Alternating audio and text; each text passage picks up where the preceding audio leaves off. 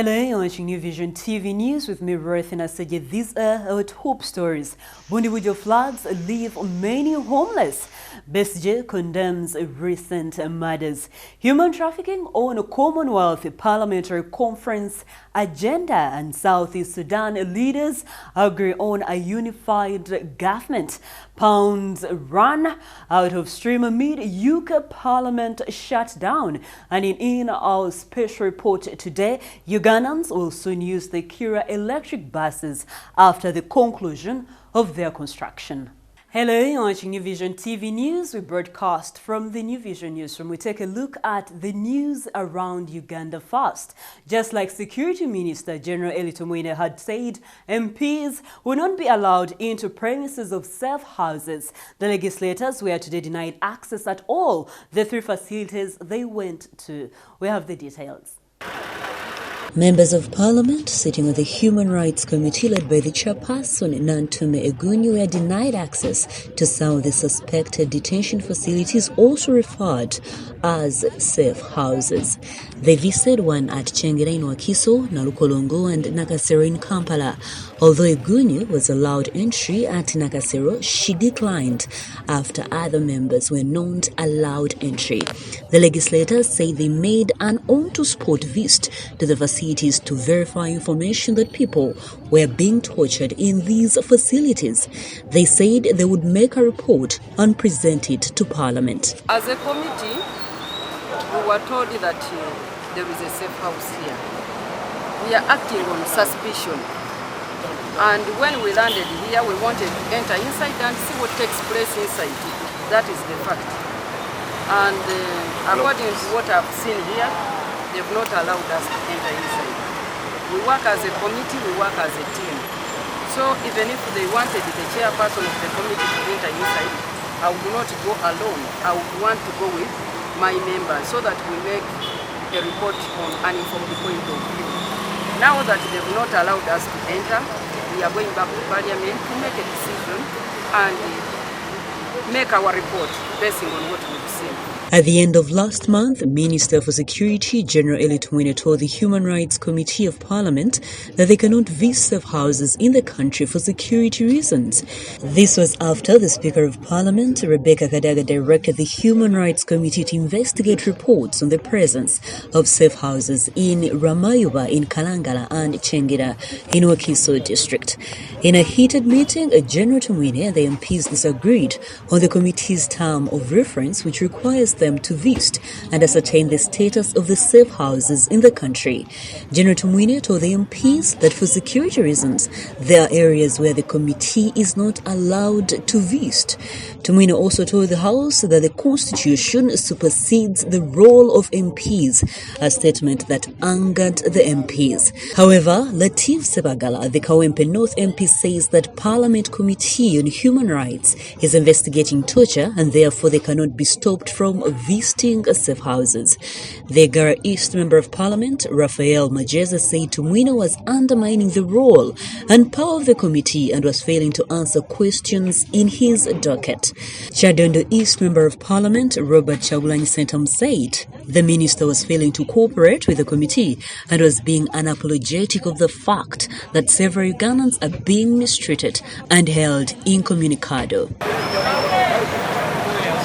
This report was compiled by Eddie Sejowa for New Vision TV. The African Union Mission in Somalia, AMISOM, has handed over warship former Al-Shabaab territory near the Indian Ocean to the Somali security forces, making a fast-paced implementation of the Somalia Transition Plan. Under the Comprehensive Transition Plan, AMISOM is expected to transfer security responsibility to Somalia National Security Forces by 2021, ahead of the proposed complete drawdown in 2021. CAMEROON. Speaking at the handover of the wash base in Somali forces, Major General James Nakibus Lakara, the Deputy Commander of AMISOM in charge of operations and plans, said the transition plan is on course ahead of the 2021 proposed exit process. He said AMISOM has handed over the Somali National University, Mogadishu Stadium, Jale Siyad Military Academy via Amfado in Kismayo, and now is handing over Woshi. Moving on, the continuous rains in Bundibujo district have left many homeless, roads destroyed, and 2 bridges were washed away by floods this morning. On Sunday evening, property worth millions of shillings was destroyed following the 2-hour torrential rains that battered Tokwe, Bubukwanga, and Ntororo sub-counties. The most affected areas are Kirumia and Humia trading centers, where streams burst their banks and destroyed crops, shops, houses, and household items. Experts have warned the contamination of water sources, floods, and washing away of latrines may trigger other risk factors. Bundibujo LC5 chairperson Ronald Mtegeki, the Uganda Red Cross, together with the security team, have so far visited areas to assess the magnitude of the damage caused by the disaster. This is the 3rd time heavy rains are hitting Bundibujo in a space of just 2 months. We continue looking at more stories making news around Uganda. From Jinja District, retired Colonel Dr. Kiza BESIGYE for Forum for Democratic Change has condemned the recent murders in the country that have raised fear and panic among the people. BESIGYE say the killings have caused insecurity whereby people no longer move freely for fear of their lives. He challenged the Minister of Security, General Eli Tumwine, to explain why murderers are using guns to kill innocent people. The opposition chief urged the security minister turn to matters of importance by investigating the causes of these recent murders where innocent people have lost lives. He made the remarks on Sunday during dua prayers for Hajj Abeka Kirunda, who returned recently from pilgrim in Mecca at his home in Ambakot Estate in Jinja Municipality. News from Hoima. The district police commander Christopher Katumba has today toured Hoima School of Nursing and Midwifery following a students' strike on Sunday. The nursing students went on strike over what they termed as the sick situation at the institute. They accused the principal, Betty Pachuo Angujero, for neglecting their concerns. These include poor meals served at the institute, poor academic standards, and poor accommodation. They demand Angujero should resign. New Vision TV efforts to reach Angujero were futile. Pius Wakabi, the Bugaya County Member of Parliament, says he will raise the Hoima nursing school issues on the floor of Parliament tomorrow and also petition the State House Anti-Corruption Unit to intervene in the matter.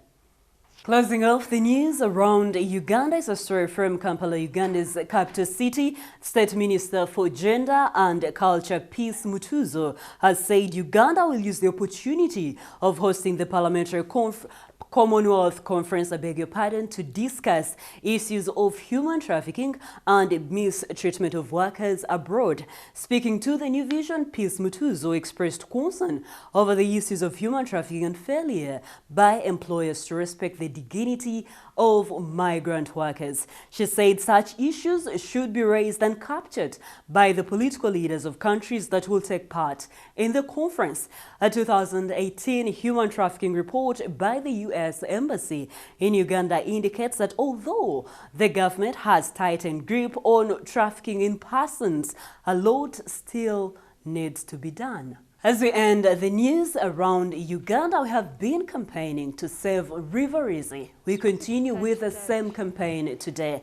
Now, 2 kilometers away from Mbara town, along the Mbara and Tungamo Road, brick killings are what you see just a few meters from the River RWIZI. Some are being burnt while others are being dismantled and loaded on trucks. This human activity has contributed to the death of the mighty river. We say, please save River RWIZI. Orwizoro, kabari yorwizoro, amezi garukwijura gakafika kuriya. Kukabwa abantu kuhinga, bakata mu mfreji, amezi hatugagenzera.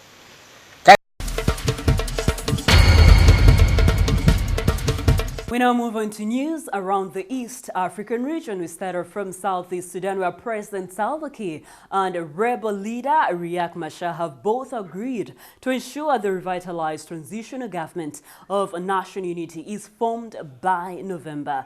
This was agreed during a face-to-face meeting of the two leaders in the capital, Juba, on Monday. Salva Kiir and Riek Machar last met in April at the Vatican in Rome. Machar last visited Juba in October 2018 for celebrations to mark the signing of the revitalized peace deal. Closing off the news around East Africa is a story from Kenya. Now, a police officer is being praised for teaching pupils whose teachers failed to turn up for work after a non-government organization posted a photo of him in class on Facebook. The Education Development Trust said Jairus Mulumia was found teaching a class at Fulero Primary School, which is near Kenya's border with Ethiopia. It said that there had been a series of attacks in the area of bandits, which had left several people dead. The officer was part of the team deployed to the school to provide security for pupils. Many Kenyans have taken to social media commending Mr. Mulumia's efforts, one person calling him an unsung hero of our time. Away from East Africa, we look at stories making news around the world. We start from the continent. In South Africa, President Cyril Ramaphosa has condemned the weekend violence in Johannesburg that claimed 2 lives after security forces clashed with looters involved in fresh xenophobic attacks. At least 10 people have been killed since the start of the month in a surge in attacks targeting foreign-owned businesses in and around South Africa's largest city. The violence especially sparked reprisals against South Africa farms in Nigeria and temporary closing of South Africa's diplomatic missions in Lagos and Abuja. News from Cameroon. Mamadou Mota, the first vice chairperson of the opposition movement of the Rebirth of Cameroon, led by Maurice Kamto, was on Monday-handed 2 years jail term. Mota told AFP his punishment was purely political after he was tried over his role in the July 22nd insurrection at Yaounde's central prison, where he has been held since June after participating in anti-regime protests. The court found Mota guilty of group rebellion, but he insisted he was not a rebel. News from Mauritius. Pope Francis urged the people, a prosperous magnet for tourists and a global tax haven, to shun an idolatrous economic model that excludes the youth and the poor and damages the environment. The Argentine pontific's visit to the idyllic Indian Ocean island began with a mass attended by an estimated 100,000 faithfuls, ecstatically waving palm fronds and cheering Francis, Francis.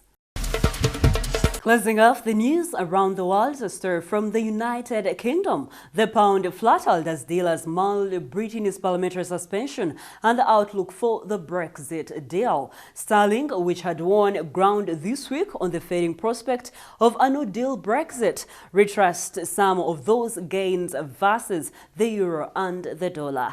XTB analyst David Shetafan noted the pound pulled back a little after the currency experienced a strong bounce in the past week due to fears of a no-deal Brexit receding as Parliament successfully passed a bill intended to prohibit it. Dealers nevertheless digested upbeat official data showing that the UK's unemployment rate fell to a 45-year low of 3.8% in July. That is it for the news around the world. We now take a short break, but when we come back, we'll take a look at the news in business.